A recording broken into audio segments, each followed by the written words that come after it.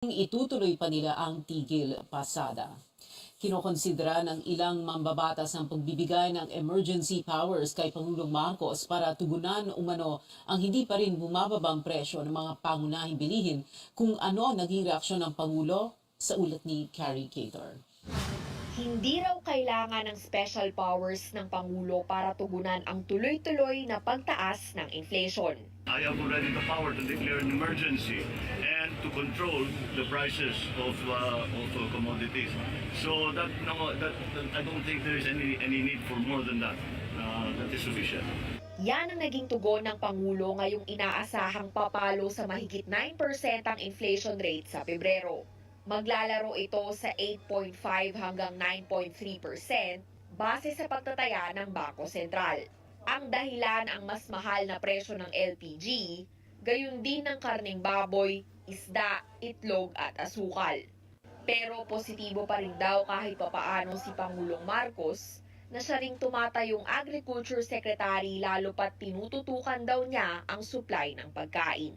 Wala tayong magagawa sa fuel, wala tayong magagawa doon sa mga iba't ibang inputs, pero yung sa agrikultura, yung kung titignan ninyo, you disaggregate the inflation figures, nung nakaraan, it was 28% was agriculture, ngayon 11% na lang. So, yun ang malaking bagay. Kaya meron tayong ginagawang ganito para makabawi naman doon sa pagtaas ng presyo. Kabilang sa mga programa ng gobyerno ang kadiwa outlets ng DA, kung saan mas mura ang presyo ng mga bilihin dahil direkta ito mula sa mga magsasaka.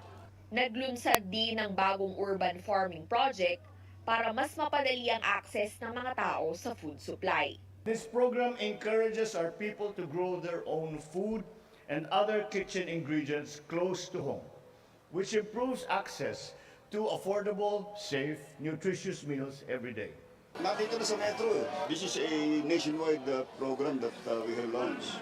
And we have already 187 Kadiwa Center and at the same time urban gardens within Metro Manila. Samantala, sa supply ng asukal, target daw na maibenta ang toneto-neladang import sa susunod na 7 hanggang 10 araw. Ani DA Senior Undersecretary Domingo Panganiban, oras na mailabas ang mga ito, posibleng bumaba sa 80 hanggang 85 pesos ang kada kilo ng refined sugar sa mga palengke. Patuloy rin naman daw ang pagbabantay ng kagawaran sa supply at presyo ng asukal sakaling muling may manghimasok ng mga trader. Carrie Cator, CNN Philippines. Bukod sa inilunsad na urban farming project sa Maynila, dumalo rin si Pangulong Marcos sa pagbubukas ng isang mega manufacturing plant sa Santo Tomas, Batangas. Ayon sa Pangulo, makakatulong ang planta na sagutin ang tumataas na demand para sa canned sardines. Inaasang 27% ng local supply insufficiency ang mapupunan nito. Dagdag din ni Ginoong Marcos, makakatulong din ito sa target ng gobyerno na palakasin ang investments para sa agribusiness sector. This is one of the key targets under the 2023 to 2028 Philippine Development Plan. This will greatly contribute to our efforts in ensuring food security and making seafood more convenient to consume for families across the country, especially during times. Sa pagbubukas ng pasilidad, inaasahan ding makapagbibigay ito ng higit 1,000 trabaho. Susunod, mga labi ng nasawi sa Cessna plane crash sa Albay na ibaba na mula sa Mayon Volcano. At mahigit 30 katao patay sa bangga ng 2 tren sa Greece. Magbabalik ang Newsnight.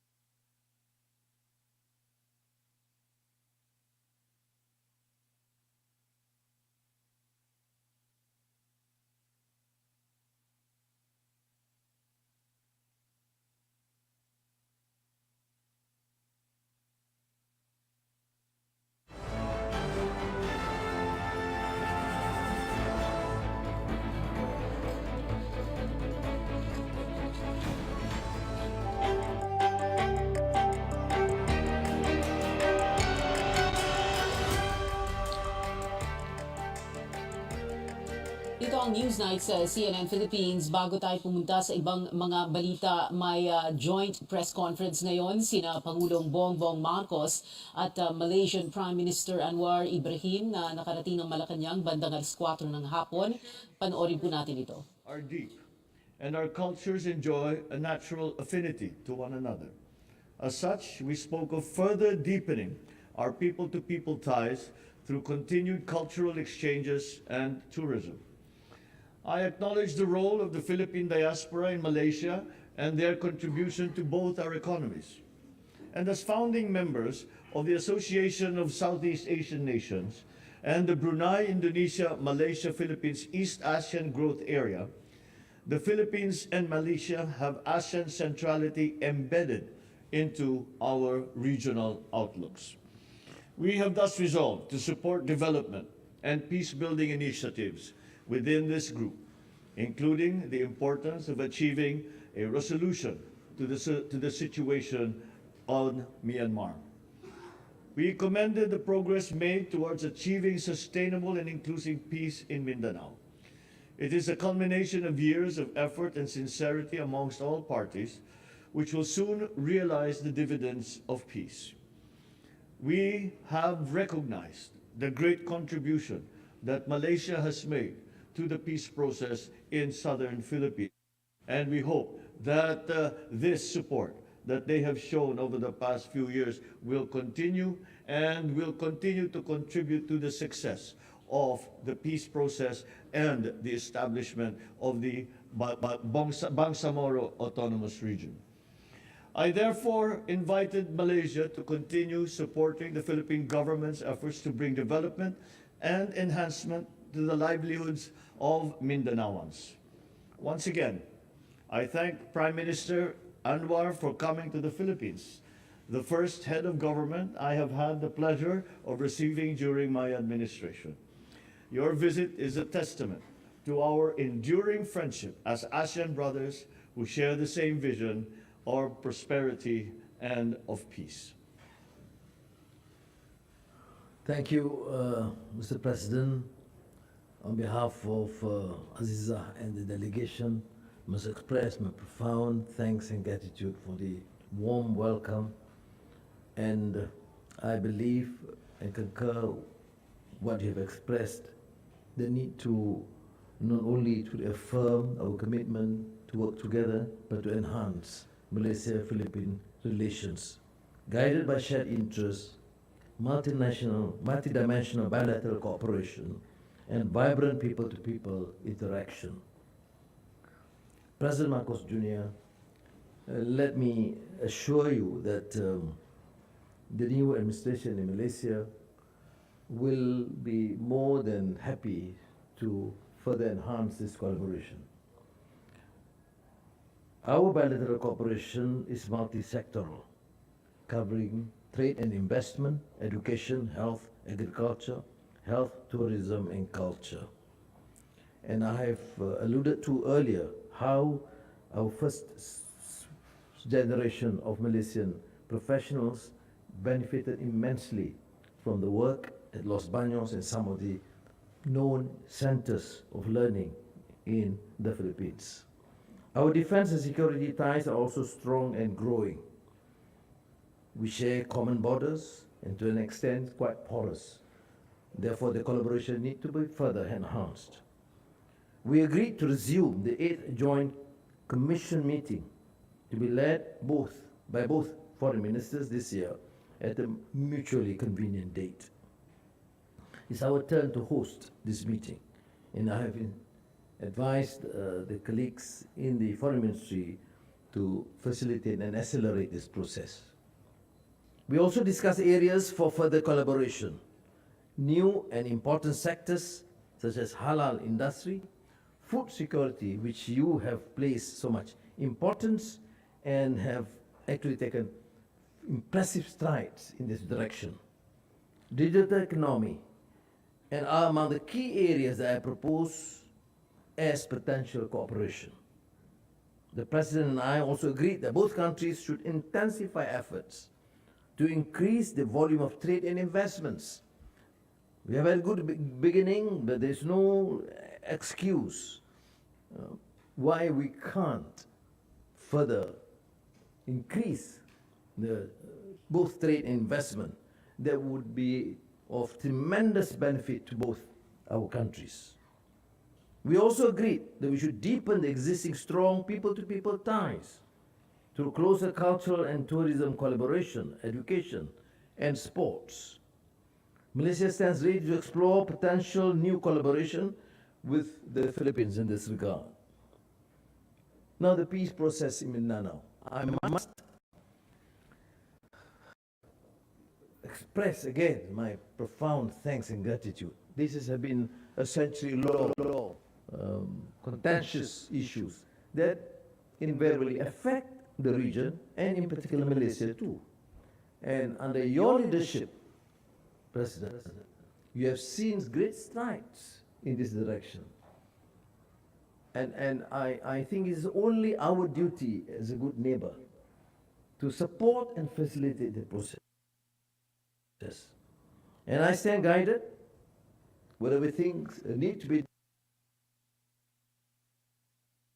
done at the bilateral, multilateral level to support this endeavor.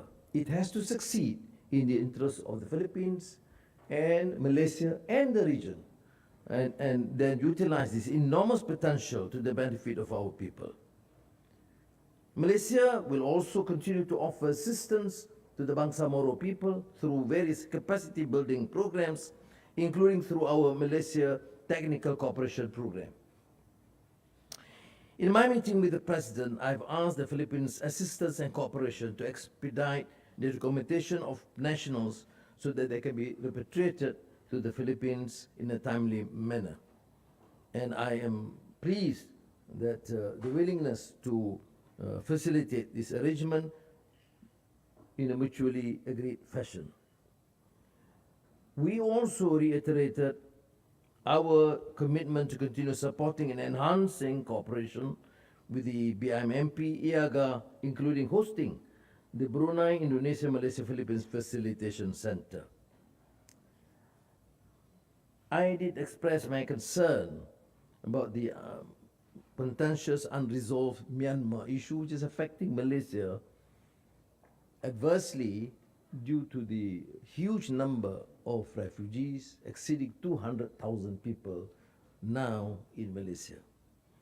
The President, in his wisdom, has reiterated the need for the 5-point consensus, but I would certainly suggest, with his experience and wisdom, to explore new areas, how the Myanmar junta can be persuaded to work and collaborate as a team within ASEAN and resolve the outstanding issues which cannot be considered as purely internal because it's affecting the security and welfare of the region. We did discuss the South China Sea issue, and I shared President Marcos Jr.'s concern that due to the complexity and sensitivity of the issue, we should try and engage and take the position at the multilateral level between ASEAN so that we have a comprehensive approach and achieve an amicable resolution to this outstanding problem. Maraming salamat po, Mr. President. I am extremely pleased. I must reiterate again that I was first here in Malacañang Palace when President Marcos was the president as a young Minister of Agriculture, and how pleased I am to be back here with Marcos Jr. Kambombong to be there. And thank you very much for this hospitality, and I was deeply touched by your kind words and support. Thank you.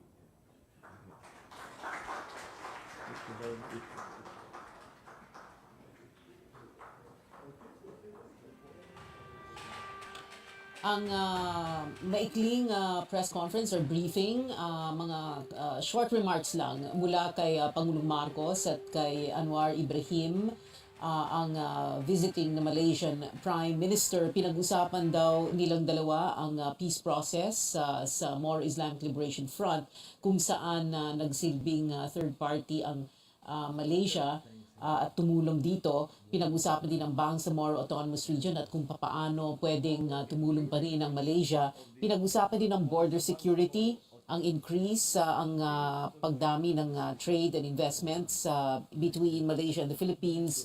Pinag-usapan din ang BIMP EAGA, ito ang Brunei, Indonesia, Malaysia, Philippines, EAGA or East ASEAN Growth Area. Ang Malaysia at Pilipinas kasama nga ang Brunei at Indonesia ay mga miyembro nito.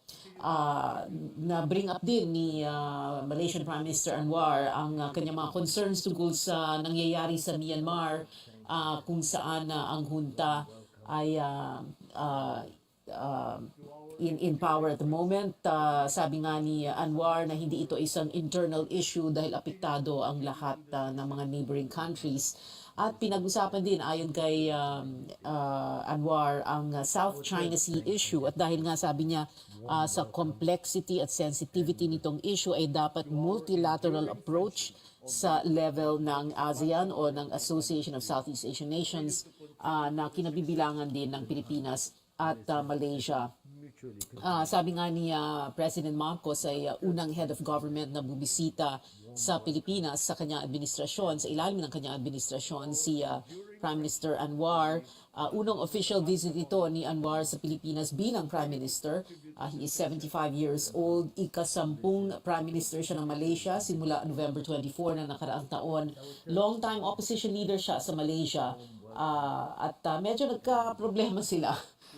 In so many words, no, ni Mahathir Mohamad, ang dating Prime Minister Malaysia. Ang CNN, ang pagka-describe kay Anwar ay sinabing 3 dekadang political journey from protege of a veteran leader, and of course referring to Mahathir Mohamad, to a protest leader, to a prisoner convicted of sodomy, to opposition leader, and now to Prime Minister of Malaysia. Ang Malaysia ay ang isa sa mga malalaking trading partners ng Pilipinas. Kasama din ang Malaysia sa Asia-Pacific Trade Deal, ang RCEP, ang Regional Comprehensive Economic Partnership, na ang ating Senado ay just ratified it. At meron din po tayong isang Maharlika Investment Fund that is modeled in part after many of the world's investment funds, kabilang ang sa Malaysia. Si Anwar Ibrahim ay nandito for a 2-day official visit. Meron siyang mga public lectures and other engagements. May isa pa tayong developing story tungkol sa oil spill sa Nauhan Oriental, Mindoro. Lumawak ang pagtagas ng langis sa Balingawan Point doon sa off the waters of the town of Nauhan, kasunod ng tuluyang paglubog ng motor tanker na Princess Empress na may kargang 800,000 liters ng fuel industrial oil. Ayon sa Coast Guard natin, tinatayang nasa 6 na kilometro ang haba at 4 na kilometro ang lawak ng oil spill. Naroon pa rin ang BRP Melchora Aquino para i-assess ang oil slick at inaasahan nilang makontrol nila ito. Kaninang 3:00 ng hapon, nagsimula ang pag-spray ng oil dispersant sa area na kolekta ng Marine Environmental Protection Unit, ang maitim at makapal na langis na may masangsang na amoy sa mga water sample. Martes nang lumayag ang MT Princess Empress mula Bataan papuntang Iloilo, sakay ang 20 crew. Bahagyang lumubog ito kahapon matapos mag-overheat at dahil sa masamang panahon sa karagatan. Sa Albay naman, naibaba na mula sa crash site ang mga labi ng 4 na kataong nasawi sa isang plane crash sa Bulkang Mayon. Higit 1 linggo nang nakakalipas. Sa bawat labing nakasilid sa body bag, 20 responders ang nagsasalitan para maibaba ito mula sa 4,000 feet elevation. Kung magpapatuloy na mabuti ang panahon, gagamitin ng aerial asset o helicopter upang mapabilis ang pagbaba ng mga bangkay sa campsite. February 19 nang namataan ang wreckage ng eroplano malapit sa crater ng bulkan. Nasawi ang piloto, crewman at 2 Australian nationals na mga empleyado consultants ng isang local geothermal firm. Mula sa Luzon, dumako naman tayo sa Visayas. Maayos na naihatid ang 88 pasahero sa Cebu City matapos ma-stranded ng halos isang araw sa karagatan. Ayon sa mga otoridad, sumadsad ang roll-on, roll-off o RoRo vessel na MV Starlight sa gitna ng Camotes Island sa Cebu at Ubay sa Bohol kahapon. Mula sa Surigao Port ang barko at patungo sanang syudad ng Cebu. Tiniyak naman ng kumpanyang Starlight na ligtas lahat ng pasahero at crew ng RoRo vessel. Iniimbestigahan pa ng mga otoridad ang sanhi ng pagsadsad.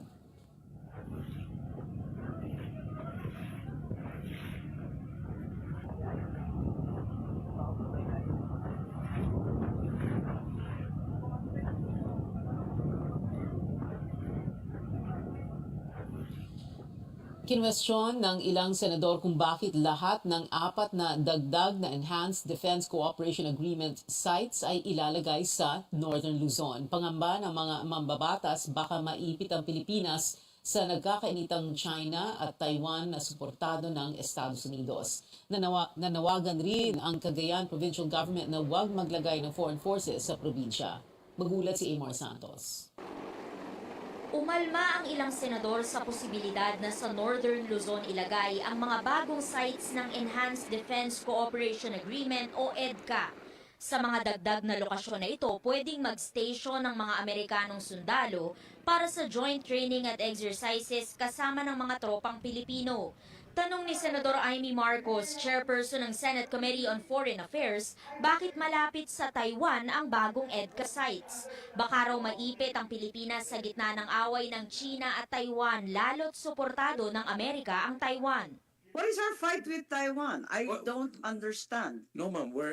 I'm So not why are we saying- doing all the military exercises in Northern Luzon a stone's throw or at least a boat ride away from Taiwan? Then clearly, the new expanded EDCA is addressing the escalation of tensions in the Taiwan Straits, not Philippine interests in the West Philippine Sea. We are therefore going to fight for another country, the United States. Sa isang panayam noong Nobyembre, inanunsyo ng nooy AFP Chief Bartolome Bacaro ang bagong EDCA sites sa Cagayan, Palawan, Zambales at Isabela. Pero giit ni Defense Secretary Carlito Galvez, wala pang nilalabas na optional ang gobyerno. Ongoing daw ang mga negosasyon at pwede pang mabago. The sense of Governor Mamba, of Governor D, of Governor Manotoc, and myself is that, in fact, Northern Luzon seems to be the location indicated by both the Americans and our own military That's the site of the Balikatan exercises, Madam. for the Balikatan Yes, and not yes. the EDCA. Not necessarily, Madam. We believe yung Northern Luzon, hindi pa tayo nagbabalikatan exercises dito sa area na to. Matindi ang pagtutol ng lokal na pamahalaan ng Cagayan sa pagtatayo ng EDCA site sa kanilang probinsya dahil sa takot na madamay sila sakaling magkagirian ng China at Estados Unidos sa Taiwan. Pero sabi ni Senate President Mig Zubiri, mas mabuti nang malapit sa Pilipinas ang kaalyado nito. Yun lang po, pakiusap namin. No foreign forces in Cagayan. Yun lang po. We will have sleepless nights. Pag ganyan po, kami po yung pinakamalapit. Tatamaan po kami kahit na anong mangyari. Let's put it this way, kung may mangyari sa Taiwan at papasukan ng China ng Taiwan, sigurado kasali din ang Pilipinas dyan. You have to remember, we have almost 300,000 Filipinos living in Taiwan. We also need a staging point to rescue our compatriots from Taiwan. Paalala naman ni Senate Minority Leader Coco Pimentel, hindi nasakop ng pagtutulungan ng Pilipinas at Estados Unidos sa ilalim ng Mutual Defense Treaty ang kagustuhan ni numang bansa na depensahan ang ibang teritoryo. Pag-isipan natin mabuti ito because I'm a chess player and I know the use of a pawn, which you sacrifice pawns, Madam Chair. Kaya mag-ingat po tayo rito. Kahit aminadong nagkaroon ng sama ng loob sa Estados Unidos, sinabi ni Senador Bato de la Rosa na ito pa rin ang tatakbuhan ng Pilipinas lalo na sa gitna ng anyay pambubuli ng China sa West Philippine Sea. Pero, sabihin niyo yung Amerikana, kayo, halata masyado user kayo. Maisip lang nyo kami kapag may looming threat dyan sa Taiwan na dagdagan nyo, halata masyadong move ninyo na gusto nyo, Northern Luzon, lagyan ng additional EDCA sites. Panawagan ni Senate Deputy Minority Leader Risa Ontiveros sa halip na umasa sa Estados Unidos, dapat bumuo ang Pilipinas ng mas malawak na koalisyon sa iba pang kaalyado nito. Amor Santos, CNN Philippines. Abangan, kilala si Pinoy content creator Bretman Rock para sa kanyang viral YouTube video sa TikToks pero mukhang handa na rin siyang magpakitang gilas sa pagsusulat. At Jordan Clarkson o Justin Brownlee, Chot Reyes nagbigay ng payag patungkol sa selection process ng Gilas Pilipinas para sa naturalized player nito sa 2023 FIBA Basketball World Cup. Ang detalye niyan at iba pang istorya dito sa Newsnight.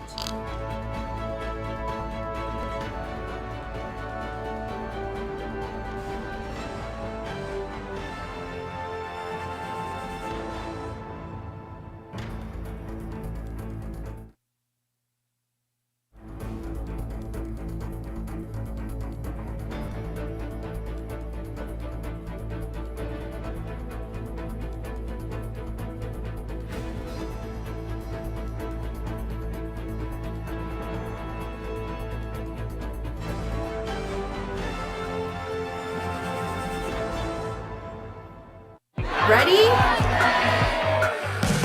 Wow. Mia, can you send me that? Sure. Mia, can you send me that? Mia, can you send me that? Will you send me that? Not you, Mia. Hey, can you send me that? Sure.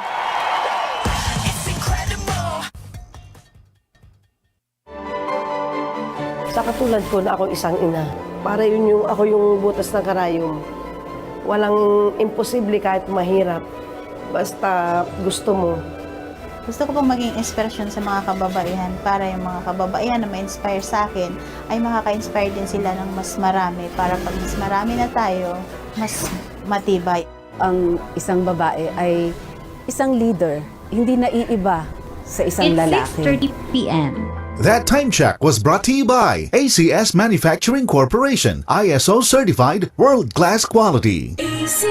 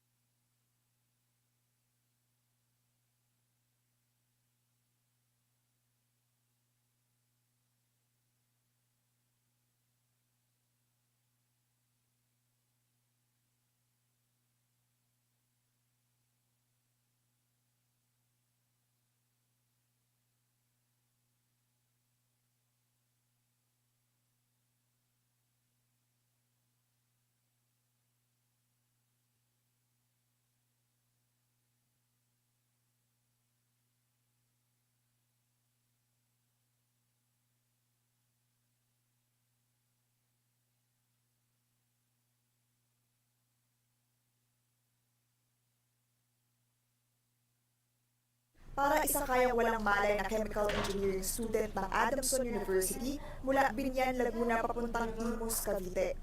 Sa sasakyang ito, binawian ng buhay ang biktima na kinilalang si John Matthew Salilig. Ayon sa mga pulis, inihain ang search warrant kay Gregorio Cruz, ang registered owner ng SUV na nagdala sa katawan ng 24 anyos na si John Matthew papuntang Imus, kung saan inilibing ang labi nito sa isang bakanting lote. According sa statement ng witness, dito ay sinakay yung ating biktima at papunta pa lang namin yan, dito na siya sinakay. Tapos yung after ng initiation right, dito din siya sinakay at dito siya binawi ng buhay sa sasakyan ito. Kaya napaisyo natin ng search warrant yung bahay niya para makuha natin itong sasakyan at yung paddle na ginamit. February 20 nang i-report ng pamilya sa Lilig na nawawala si John Matthew. Ito'y 2 araw matapos niyang magpaalam na dadalo siya sa initiation rites ng sinalihang fraternity na Taugama Phi sa Laguna. Sa tulong ng tip mula sa isang witness, natagpuan ng mga otoridad ang katawan ng biktima na puno ng bugbog at halos hindi na makilala.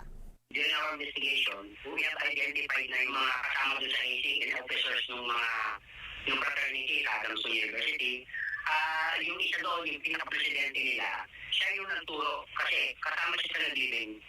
Actually, kasama siya sa naglibing, siya yung nagturo kung saan nila inilibing ito sa Imus, Cavite. Kaya nga tinatagpuan. Napangalanan lamang si John Matthew nang kumpirmahin ito ng kanyang kapatid. Tinitingnan ngayon kung ang pagkamatay ng biktima ay bunsod ng tinamu nitong mga palo sa hazing na kasali sa initiation rites. Ayon sa pulis, na-identify na nila ang 17 kasama sa initiation rites. 6 sa mga ito ay inimbitahan na, habang may mga naaresto dahil sa kasong obstruction of justice. Muling ipinaalala ng mga otoridad na mahigpit na ipinagbabawal na ang nakasanayang hazing tuwing may mga bagong miyembro sa mga fraternity. Meron tayong anti-hazing law, yung Republic Act 8049, at ang penalty nga dyan, habang buhay na pagkakulong. Dito sa pagpapatupad ng anti-hazing law, dapat dito katuwang natin yung mga school officials at katuwang din natin yung pamilya ng ating mga estudyante. No? Kasi papasok lang ang PNP dyan pag may violation of law na.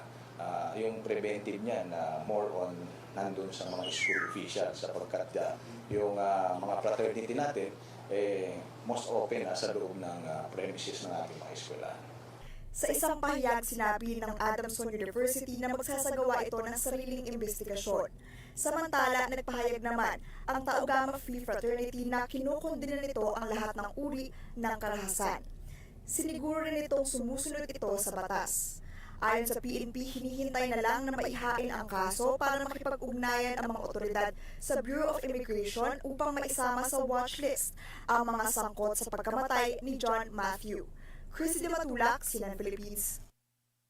Gawa rin ng parallel investigation ng Department of Justice sa hazing incident, inatasan na ng DOJ ang National Bureau of Investigation o NBI na manguna sa kaso. Kinondena ng mga senador ang pagkamatay ng isang estudyante ng Adamson University sa hininalang fraternity hazing. Ikinalungkot ni Senate President Mig Zubiri ang nangyari kay John Matthew Salilig na hininalang namatay sa initiation rites ng Tau Gamma Phi Fraternity. Muli niyang pinaalala na ang parusa ng hazing ay reklusyon perpetua. Ikinagalit naman ni Senator Win Gatchalian ang sinapit ng chemical engineering student. Dismayado rin si Gatchalian sa pagpapatuloy ng hazing kahit may batas na laban dito. Para kay Senator Risa Ontiveros, walang lugar sa lipunan ng hazing. Hinamon niya ang otoridad na mapanagot ang lahat ng nasa likod ng insidente.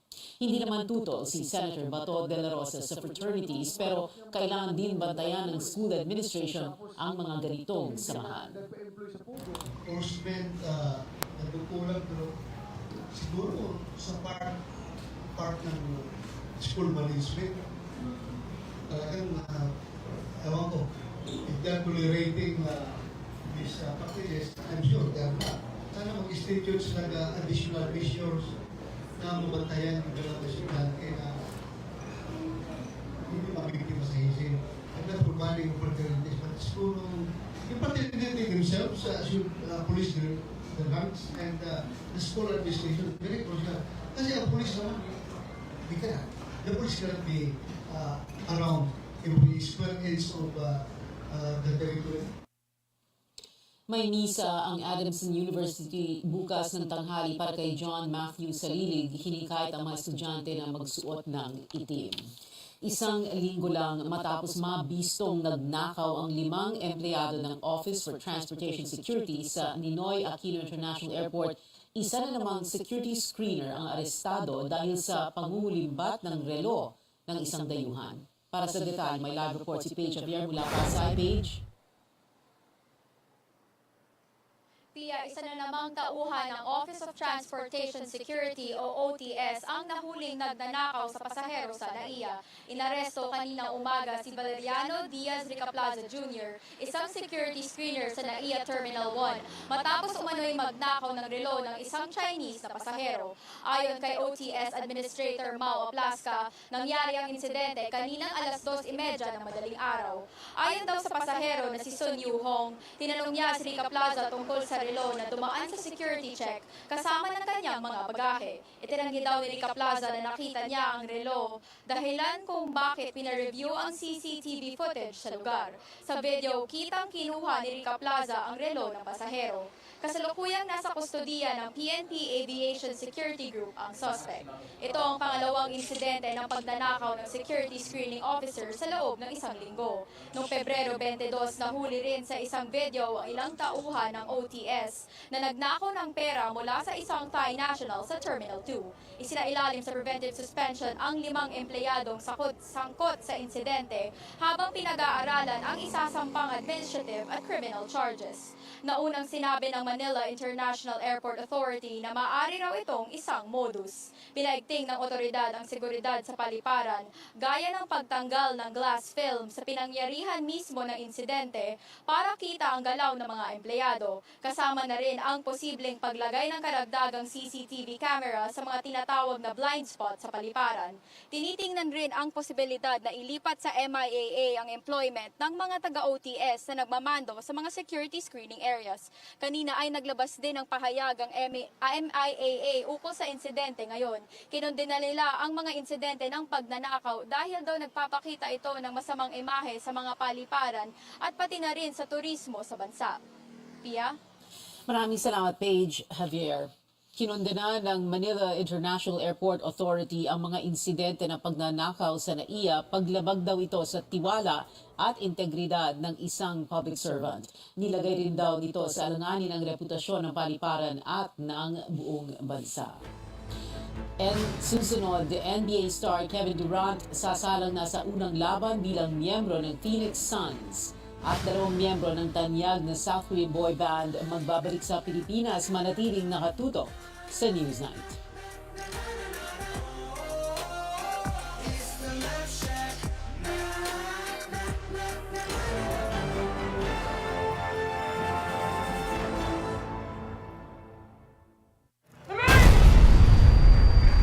Ladies and gentlemen, Foreign Correspondent of the Year, Marie Colvin.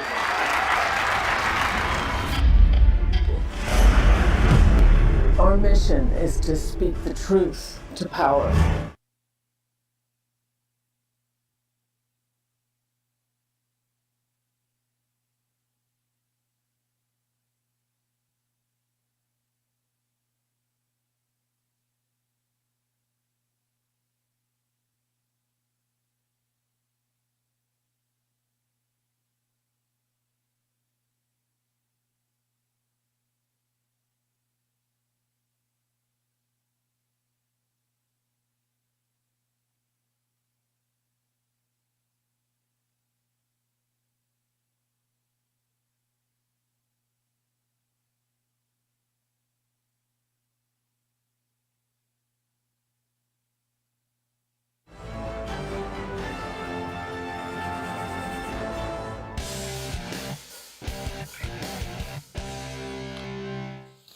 Ito ang Newsnight sa CNN Philippines. Sa unang pagkakataon, nasaksihan ng Filipino football fans ang FIFA Women's World Cup Trophy sa isang event sa Makati. Nasa bansa ang tropeo hanggang bukas bilang parte ng promotional tour ng World Cup na gaganapin mula July 20 hanggang August 20 sa Australia at New Zealand. Ang Pilipinas ang third stop ng tour na dadayo pa sa mahigit 20 bansa. Unang beses na lalaban ang Philippine Women's National Football Team sa World Cup matapos mag-qualify Pebrero noong isang taon. The Filipinas, our team has a story, and they want this story, so they decided Philippines will be one of the stop. Very surreal. I mean, I wish the whole team could be here to see it up close and personal. Just how we felt when we qualified, it felt really surreal, kind of like we didn't believe it. Makakaharap ng Pilipinas ang New Zealand, Norway at Switzerland sa Group A ng World Cup. Nakaharap sa malaking desisyon ng Gilas Pilipinas kung sino ang magiging naturalized player nito sa 2023 FIBA Basketball World Cup. Nagpakita ng all-around performance si Barangay Ginebra resident import Justin Brownlee sa nagdaang window ng Asian qualifiers. Ang kanyang average, 29 points, 8 rebounds at 4 assists. Sa kabilang banda, ang Utah Jazz star at dating NBA Sixth Man of the Year na si Jordan Clarkson naman may average na 25 points, 6.5 assists at 5.5 rebounds noong fourth window. Pero ani head coach Chot Reyes, dadaan pa sa proseso ang pagpili ng naturalized player at maging sa locals na ipapasok sa lineup. Well, first of all, with Justin's performance, there's little to say. I mean, you all saw how effective Justin is and how well he played. As regards who the naturalized player is, Justin has always known that he makes himself available for whatever is required by the team. If we need someone to play in specific tournaments, if we need someone to play as a backup for Jordan Clarkson, he's willing to play that role. Having said that, there are no shoe-ins in the team. There's no one with a lock, and that goes for everyone. Sa August 25 hanggang September 10 ang World Cup na i-co-host ng Pilipinas kasama ng Japan at Indonesia. Sa PBA naman, inaasinta ng Meralco Bolts ang 6th win nito ngayong Governor's Cup laban sa crowd favorite Barangay Ginebra San Miguel. Target ng koponan na mapahaba ang kanilang 2-game winning run at mapaganda ang 5-3 win-loss record nito. Katapat nila ang Ginebra team na may 4-2 card at galing sa panalo kontra Blackwater noong February 19. Ito ang una sa 3 laban ng Meralco ngayong linggo. We just played Magnolia last Sunday and Inlets last Thursday, so we're in the middle of a 5-game, maybe 10-day stretch as far as our schedule is concerned. So Conte Mahira, Pero. We won the first 2 games, so we have a little bit of momentum going into the Ginebra game. Of course, alum lahat, diba? Magaling Ginebra team. So we're really going to have to be on our A game. We're going to get a victory tonight. Galing pala ni Coach Norman magtagalog. Kasagsagan ng laban ng dalawa sa Araneta Coliseum kung saan nangunguna Meralco 61-54 sa halftime. Samantala nanaig ang Phoenix Super LPG Fuel Masters laban sa Rain or Shine Elasto Painters 114-106 sa first game ngayong araw. Balitang NBA naman, inanunsyo ng Phoenix Suns na inaasa maglalaro na bukas si 2014 League MVP at 13-time All-Star Kevin Durant laban sa Charlotte Hornets. Kinuha ng Phoenix si Durant mula Brooklyn Nets noong Pebrero sa isang 14 trade. Pero ngayon pa lang siya makakapaglaro dahil sa tinamong sprain sa kanang tuhod noong Enero. Bago ang injury, nag-average yung 34-year-old forward ng 29.7 points, 6.7 rebounds at 5.3 assists sa 39 games sa Brooklyn. I was having fun out there before I got injured, so look forward to going out there and picking up where I left off. And I know I ain't going to be that smooth. I know it's going to take me some time to get used to everything early on, but as far as just having fun and just getting lost in the game, I'm looking forward to doing that again. Magtatapat ang Phoenix at Charlotte bukas, alas 8 ng umaga sa home court ng Hornets. Comeback is real para sa ilang K-pop star dito sa ating bansa, kabilang dyan sina Sehun at Chanyeol, maging ang K-pop girl group na ITZY. Tama ba yun? Yan at ilan pang showbiz updates hatid sa atin ni Sam Sagwami. Sam. Pia, all out ang K-pop news natin ngayong araw. First on the list, ang pagbabalik Manila ng EXO members na sina Sehun at Chanyeol, o mas kilala bilang EXO-SC, para sa isang fan concert after 4 years. Gaganapin yan sa May 20 sa Araneta Coliseum. Additional details tulad ng ticket prices, seat plan at selling dates have yet to be announced. Ito ang first Manila show nila Sehun at Chanyol bilang duo at subunit ng grupong EXO. Bumisita ang EXO sa Manila noong 2019 para sa kanilang Exoplanet 5 Exploration World Tour. Samantala, Mid-C, this is not a drill dahil ang K-pop girl group na ITZY ay babalik din sa Manila after 3 months of their Checkmate World Tour para sa isang fan meeting. Gaganapin yan sa Mall of Asia Arena on April 16. Wala pang detalye para sa ticket selling. At sad news naman para sa Astro fans dahil ang main dancer at lead rapper nitong si Rocky will be leaving the group. Kinumpirma yan ang kanyang agency na Fantasio. Nag-expire na kasi ang contract nito sa naturang agency, but Fantasio says sincerely rooting pa rin sila sa future career ni Rocky. Kinumpirma ng Tony-winning singer-actress na si Lea Salonga na magbabalik siya sa Broadway. Sa isang Instagram post, ibinahagi ni Salonga na magiging performer at producer siya ng Here Lies Love, isang musical patungkol sa buhay ni dating First Lady Imelda Marcos. Gagampanan niya ang papel ni Aurora Aquino, ina ni dating Senador Benigno Ninoy Aquino Jr. Mapapanood ang Here Lies Love sa Broadway Theaters sa New York City. Magsisimula ang preview performances sa June 17 habang ang official opening night ay sa July 20. Speaking of Filipino talent, andito sa bansa si Bretman Rock para ipakita na hindi lang siya viral content creator, kundi isang author na rin. Inilabas na ni Bretman ang kanyang libro at merong siyang book signing event sa Sabado at Linggo para dyan.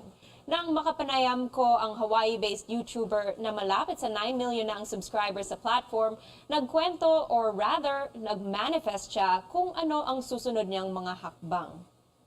I feel like what's next is the movies. Girl, I'm ready for a bigger screen for Bretman Rock. And I think after this book, which really truly was so energetically like draining, honestly, because I talk about like so many traumatic stuff. I think I'm excited to have a break, but I'm also excited to just hone in on like my acting and take some improv classes and writing.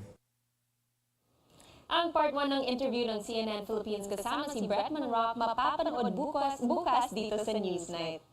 Mukhang magkakaroon na ng part 2 ang pelikulang Freaky Friday. Nang tanungin tungkol dito, sabi ng star ng original movie na si Jamie Lee Curtis sa media company na Variety, of course it's going to happen. Ang 2003 fantasy comedy ay tungkol sa isang nanay at kanyang teenage daughter played by Lindsay Lohan na nagkapalit ng katawan.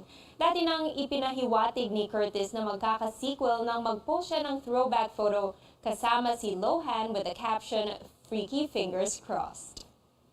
Inilabas na ang live-action film adaptation ng 1953 hit animated classic na Peter Pan and Wendy. Tampok dito ang first Black Tinkerbell, played by American actress Yara Shahidi.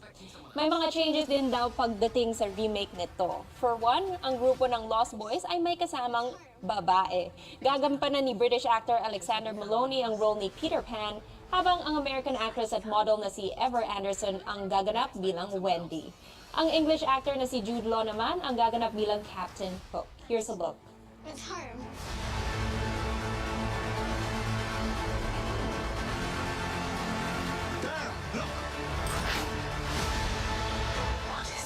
Afraid of my love. Perhaps I don't, girl. Hold the past in your heart, but where you go from here, it's up to you.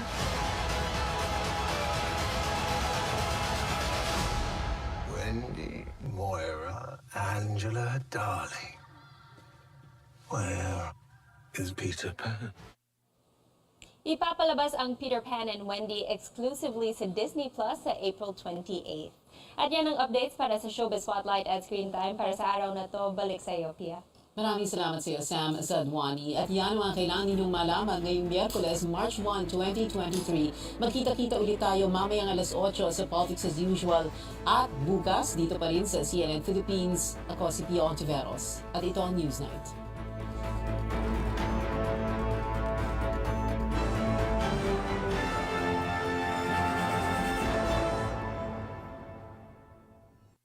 This program is brought to you by The LTFRB may be reopening more routes in